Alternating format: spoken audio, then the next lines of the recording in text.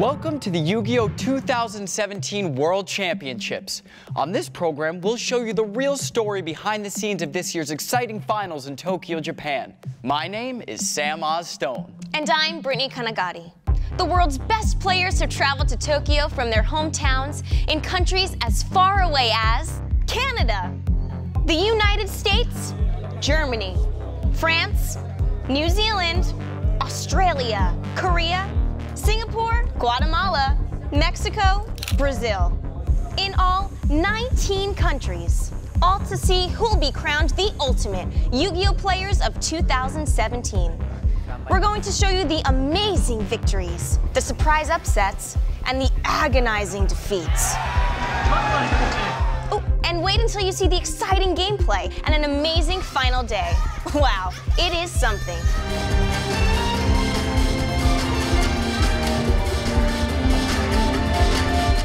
It is really something this year.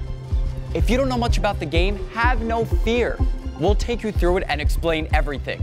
And if you're already a player, you'll get to see some of the people you've heard about and find out things about them you probably didn't know. And we'll let you in on their secrets to winning.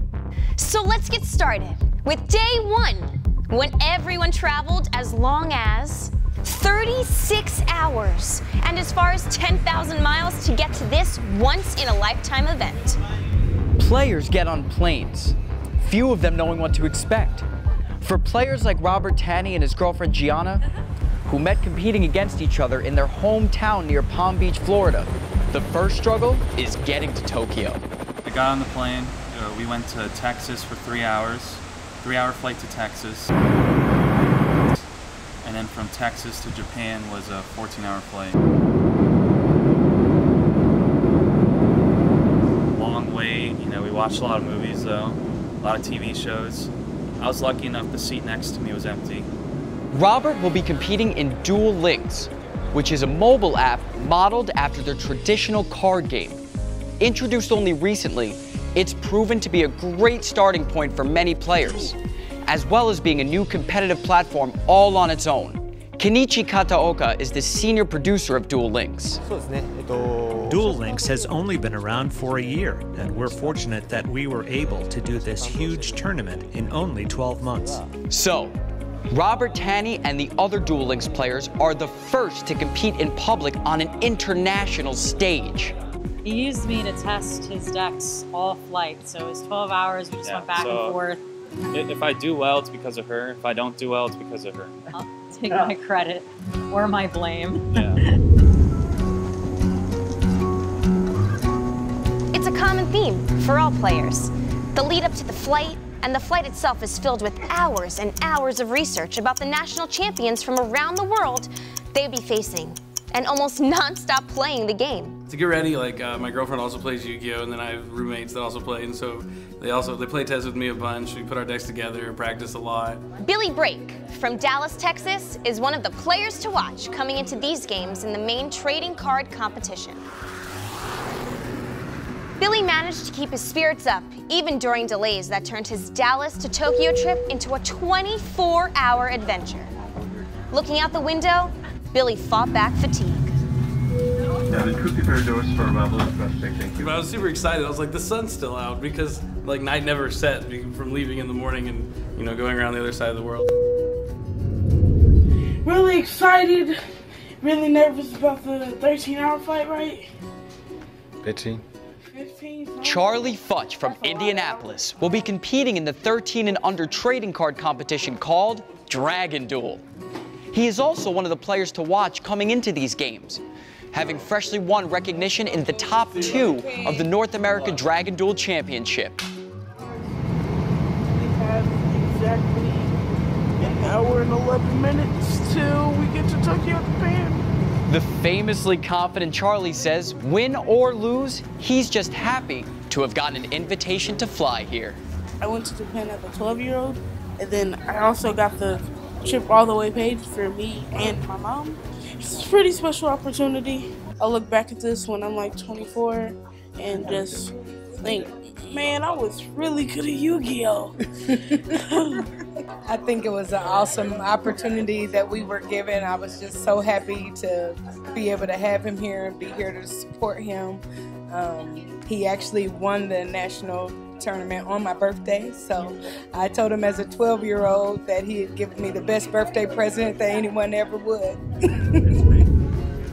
But the trip is serious business for the likes of Rafael Mariano Reich of Brazil, who would be the very first player from his country to make it to the finals, if he makes it that far. His father, Christian, playfully gives him an ultimatum. I told him that he must win, otherwise we don't have the ticket back to Brazil. In all, 48 players from around the world are converging on Tokyo to compete in one of the 3 contests. Yu-Gi-Oh! The trading card game, identified by red uniforms. The Junior Division, Dragon Duel, identified by purple uniforms. And Duel Links, the mobile app, identified by blue. The event lasts 4 days, including a day of sightseeing. Yes, they have time for sightseeing. And 2 days of competition until final winners are crowned. I can't wait to find out who wins. Okay, I already know who wins, but don't skip ahead. There are so many fun stories and interesting tips and tidbits in the next episodes. Like the stories about Jay Sheriff, the champ from the United Kingdom, who overcame a major setback in his life and used Yu-Gi-Oh! To get through it. Ryan Yu from Canada, the North American champ, who became best friends with Charlie Futch, competing against each other at various tournaments. Now, Ryan proves to be Charlie's biggest fan, even as they face each other in what could be Charlie's greatest challenge. And then there's charismatic Oscarel and his poker-faced son, Felix. Oh, and Rafael from Brazil, who keeps yelling "Fama!" every chance he gets. What are you doing? I'm practicing like all those players. You're playing Duel Links. Uh-huh. Well, can you save that for later? We have stuff to say. Okay. During our episodes, we'll tell you about Marcello Barberi. I'm allowed to do the accent. I'm Italian. Marcello Barberi is the charming Italian player who won the European Championship, and he's confident he'll do well here. I feel good. Definitely a little bit of tense, but I want to play, so I'm excited about it. And yeah, I just wanted to start because I want to prove what I can do. And how about Ryosuke Sugimura, a player from Japan, quick to mug for the camera, even though he's living in the shadows of legendary Japanese champions. Will Ryosuke's fun-loving style hold up against other main event powerhouses? We have Billy Brake from the US, who has done a huge performance this year, winning several major events. We have Marcello Barberi from Italy, who was the top point getter in Italy, and on top of that he also won the European Championship, so he's on a run. We have a lot of great players here this year, so I don't think anybody can debate that these are not the best players in the world. So, some of you still look a little confused about what Yu-Gi-Oh! Actually is and why players are so into it. And those of you who have experience look a bit curious about what makes a champion so good at it. Those answers and more in our next episode. And by the way, it's not just a game for guys. While this year's field is crammed with dudes, as you heard from Gianna from Florida, a lot of girls do play. In fact, a female judge at these games will tell us later on that girls not only play, they're often the women in power in the game. Go girl power! We'll end with the encouraging word from Rafael Reich, that Brazilian player we met. Fama! Fama!